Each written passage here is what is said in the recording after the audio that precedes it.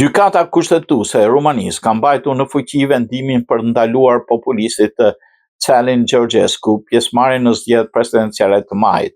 Me 11 mars, Georgescu apeloi vendimin e Komisionit Qendror të Zgjedhjeve që ndaloi pjesëmarrjen në zgjedhjet presidenciale pasi që kandidatura e tij nuk përputhet me kushtet që parashej ligji. Vendimi ishte unanim pasi të 9 gjykatësit votuan për të refuzuar ankesën.